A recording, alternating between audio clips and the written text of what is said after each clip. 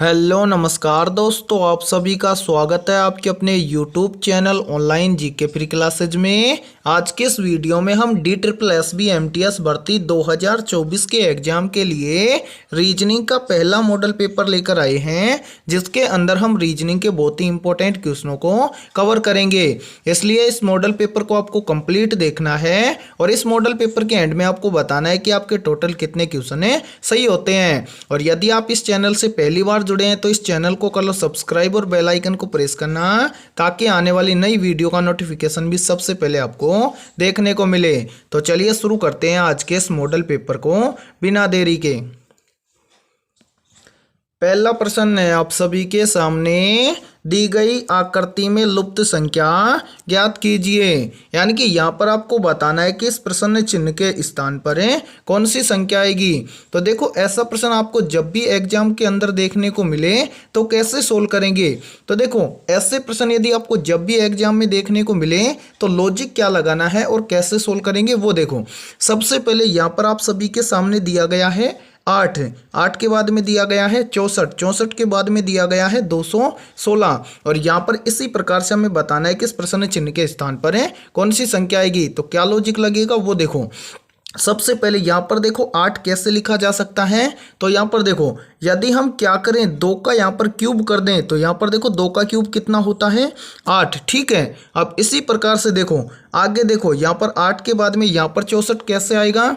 तो देखो 2 के अंदर हम +2 कर दें तो कितना हो जाएगा 4। तो यहाँ पर देखो 2 के अंदर 2 को ऐड करेंगे तो हो जाएगा 4, और इस 4 का यदि हम क्यूब कर दें तो 4 का क्यूब कितना होता है 64। ठीक है, अब इसी प्रकार से आगे देखो 64 के बाद में क्या हुआ है, यहाँ पर हुआ है 216। ठीक है, अब 216 कैसे आएगा। तो यहाँ पर देखो पहले 2 के अंदर कितना ऐड किया 2, तो कितना आया 4। अब 4 के अंदर 2 को ऐड करेंगे तो कितना आएगा 6, और इस 6 का यदि हम क्यूब कर दें तो कितना हो जाएगा।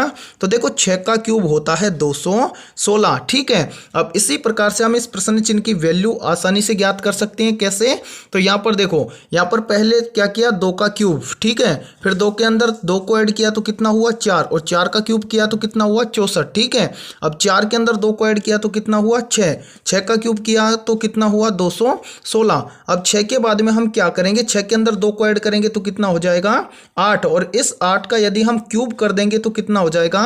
तो देखो 8 का क्यूब होता है 512, यानी कि इस प्रश्न चिन्ह के स्थान पर भरा जाएगा 512। अब आपको देखना है कि 512 आपको किसी ऑप्शन के अंदर दिया गया है क्या। तो ये दिया गया है ऑप्शन बी के अंदर, तो ऑप्शन बी हो जाएगा करेक्ट आंसर। तो उम्मीद करता हूं कि पहला प्रश्न आपको अच्छे से क्लियर हो गया होगा। तो चलिए अगला प्रश्न देखते हैं। सेकंड प्रश्न है आप सभी के सामने, हॉकी का संबंध है इंडिया से, तो बेसबॉल का संबंध किससे होगा।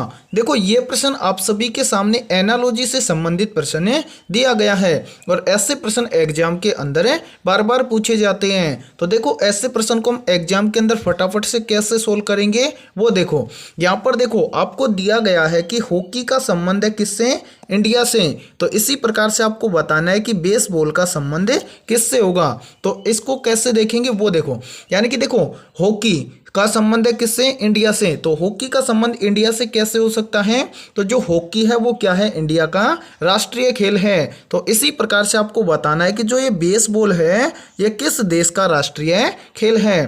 तो याद रखना, जिस प्रकार से इंडिया का राष्ट्रीय खेल है हॉकी, उसी प्रकार से जो बेसबॉल है ये किसका है, यानी कि किस देश का राष्ट्रीय खेल है। तो ये है अमेरिका का। ठीक है, यानी कि हॉकी इंडिया का राष्ट्रीय खेल है, तो उसी प्रकार से बेसबॉल किसका राष्ट्रीय खेल है, अमेरिका का। ठीक है, तो यहाँ पर देखिए बेसबॉल का संबंध हो जाएगा अमेरिका से, यानी कि आपका करेक्ट आंसर हो जाएगा ऑप्शन ए। तो उम्मीद करता हूँ कि सेकंड प्रश्न भी आपको अच्छे से क्लियर हो गया होगा। तो चलिए अगला प्रश्न देखते हैं।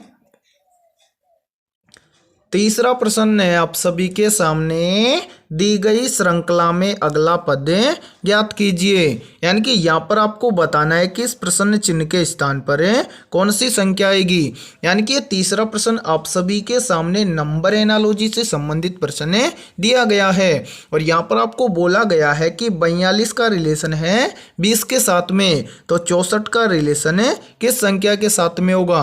तो देखो, ऐसे प्रश्न को हम एग्जाम के अंदर कैसे सोल्व करें, और ऐसे प्रश्न MTS के एग्जाम के अंदर बार बार पूछे जाते हैं। और फटाफट से हम ऐसे प्रश्न को कैसे सोल्व करेंगे, तो वो देखो बहुत ही सिंपल तरीका है ऐसे प्रश्न को एग्जाम के अंदर सोल्व करने का। यानी कि सबसे पहले तो यहाँ पर आपको देखना है कि 42 का रिलेशन 20 के साथ में कैसे है। उसी प्रकार से हम देखेंगे कि 64 का रिलेशन है किस संख्या के साथ में होगा। तो देखो पहले यहाँ पर देखेंगे कि 42 का रिलेशन 20 के साथ में कैसे होगा। तो यहाँ पर देखो 42 से 20 कैसे बनेगा, तो हम क्या करें, यहाँ पर देखो यदि हम इस 42 के अंदर क्या करें 2 का भाग दे दें तो यहाँ पर कितना आएगा। तो देखो 42 में 2 का भाग देंगे तो यहाँ पर आ जाएगा कितना 21। और इस 21 में से यदि हम -1 कर दें तो यहाँ पर कितना बचेगा 20, जो कि यहाँ पर आप सभी के सामने दिया गया है। यही सेम लॉजिक लगाएंगे हम किसके अंदर 64 के अंदर है। तो क्या करेंगे यहाँ पर देखो सबसे पहले हम क्या करेंगे 64 के अंदर क्या करेंगे 2 का भाग देंगे। तो 64 के अंदर 2 का भाग देंगे तो यहाँ पर कितना आएगा 32, ठीक है। और इस 32 में से यदि हम 1 को माइनस कर देंगे तो कितना आएगा 31, यानी कि इस प्रश्न चिन्ह के स्थान पर आएगा 31, जो कि आपको ऑप्शन सी के अंदर दिया गया है। तो ऑप्शन सी हो जाएगा करेक्ट आंसर। तो उम्मीद करता हूं कि तीसरा प्रश्न भी आपको अच्छे से क्लियर हो गया होगा। और यदि ये वीडियो आपको पसंद आ रही है तो इस वीडियो को लाइक कर दो। और यदि आप चैनल पर यदि पहली बार जुड़े हो तो चैनल को कर लो सब्सक्राइब और बेल आइकन को प्रेस करना, ताकि आने वाली नई वीडियो का नोटिफिकेशन भी सबसे पहले आपको देखने को मिले। तो चलिए अगला प्रश्न देखते हैं। चौथा प्रश्न है आप सभी के सामने, दी गई श्रृंखला में अगला पद ज्ञात कीजिए। यानी कि यहाँ पर आपको बताना है कि इस प्रश्न चिन्ह के स्थान पर कौन सी संख्या आएगी। यानी कि चौथा प्रश्न आप सभी के सामने सीरीज यानी कि श्रृंखला से संबंधित प्रश्न दिया गया है और आपसे पूछा गया है कि इस प्रश्न चिन्ह के स्थान पर कौन सी संख्या आएगी। तो कैसे फाइंड आउट करेंगे ऐसे प्रश्न को, तो देखो ऐसे प्रश्न को सोल्व करने का बहुत ही सिंपल तरीका है। क्या तरीका है वो देखो, यानी कि सबसे पहले ऐसे प्रश्न को सोल्व करने के लिए आपको सीरीज को ध्यान से देखना है कि सीरीज के अंदर आपको क्या दिया गया है और सीरीज किस प्रकार से आगे की ओर बढ़ रही है। तो यहाँ पर देखो सीरीज के अंदर हमें दिया गया है 8 से क्या हुआ है 15। इसी प्रकार से देखो 15 से क्या हुआ है 28 से हुआ है 53। अब इसी प्रकार से आगे हमें बताना है कि इस 53 के बाद में इस प्रश्न चिन्ह के स्थान पर क्या आएगा।